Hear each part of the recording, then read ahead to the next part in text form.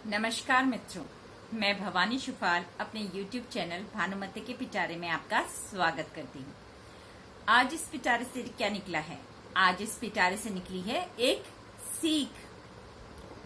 हम जानते हैं कि 4 युग हुए, सतयुग, त्रेता युग, द्वापर और कलयुग।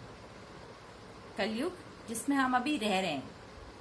पर अगर हम अपने धार्मिक किताबों को देखें, अपनी धार्मिक ग्रंथों को देखें, तो हमें बहुत कुछ सीखने को मिलता है श्री रामचंद्र जी के जीवन से। और अगर हम उसे अपने जीवन में अमल करें, सोचें, अपने जीवन में लाएं, तो कितना सुंदर, कितना अच्छा हमारा जीवन हो जाएगा। आज की जनरेशन तो शायद श्री रामचंद्र जी के बारे में उतना इंटरेस्ट ही नहीं लेती है। उन्हें सुपर हीरोज, मार्वल्स के सुपर हीरोज के बारे में तो बहुत अच्छे से पता होगा। मैं ये पर्सनल एक्सपीरियंस से कह रही हूँ, मेरे बच्चे भी बहुत इंटरेस्टेड रहते हैं। बट उससे भी ज्यादा सुपर हीरोज हमारे श्री रामचंद्र जी हैं। उन्होंने एक ऐसा जीवन, एक ऐसा मर्यादित जीवन जिया। उन्होंने एक नॉर्मल लाइफ जी है। एक इंसान के तौर पर उन्होंने अपना पूरा जो त्रेता युग था, उन्होंने सिर्फ इंसानियत, जो इंसान के रूप में, उन्होंने कोई चमत्कार नहीं किया। जैसे कृष्ण भगवान के जीवन को देखा जाए तो उनका जीवन चमत्कारों से भरा हुआ था। हर जगह उन्होंने चमत्कार दिखाए, हर जगह लीला रचाई। पर ये सब श्री रामचंद्र जी के जीवन में नहीं था। उन्होंने एक आज्ञाकारी पुत्र की तरह अपने पिता की आज्ञा को माना और वनवास को चले गए। उन्होंने इसका प्रतिरोध भी नहीं किया कि नहीं, मुझे नहीं जाना चाहिए। जो जो उनके पिता ने कहा, उन्होंने अपने पिता की आज्ञा को माना। और उन्होंने माँ कैकेयी को भी कभी दोष नहीं दिया कि आपकी वजह से मैं बन गया। ना ही भरत को कभी दोष दिया, क्योंकि कैकेयी को कहते ना, कैकेयी की मति जो सोच थी, उसको फेरने के लिए नारायण ने ही तो माया रची थी।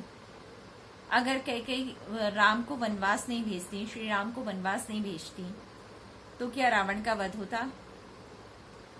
और एक तरह से देखा जाए तो रामायण के सारे पात्र हमें कुछ ना कुछ सिखाते हैं। इवन रावण भी हमें ये सिखा के गया है कि उसके बराबर महान शिव भक्त कोई ना हुआ है, ना कोई था और ना कभी होगा। पर उसका अहंकार उस पर भारी पड़ गया। बाली के बराबर बलशाली कोई था, ना है, ना होगा। पर उसका बल ही उसका अहंकार का कारण बन गया। सीता जैसी मर्यादित नारी, सीता जिन्होंने कहा जाए, सीता रामचंद्र जी ने तो अपने एक दिव्य पुरुष, दिव्य स्त्री होते हुए भी, भगवान होते हुए भी, उन्होंने एक नॉर्मल इंसान की तरह गृहस्थ जीवन में प्रवेश किया। लव कुश जैसे वीर पुत्र उनको प्राप्त हुए। उन्होंने सास ससुर की सेवा की। जैसे एक आम नारी अपने सास ससुर की सेवा करती है, उसी तरह सीता ने एक आम नारी की तरह अपने सास ससुर की सेवा की। और श्री रामचंद्र जी ने भी अपना कर्तव्य बखूबी निभाया। बस समझ और देखने का फर्क है। अगर हम श्री रामचंद्र जी के जीवन का कुछ अंश भी रोज अपने जीवन में अनुग्रहित करते हैं, तो हमारा जीवन धन्य धन्य हो जाएगा। बस मानने पर बात है। चलिए, अगर आपको ये अच्छा लगा हो तो please like, share and subscribe कीजिए। और ना भी लगे तो प्लीज कमेंट तो जरूर कीजिए। आपका बहुत बहुत धन्यवाद।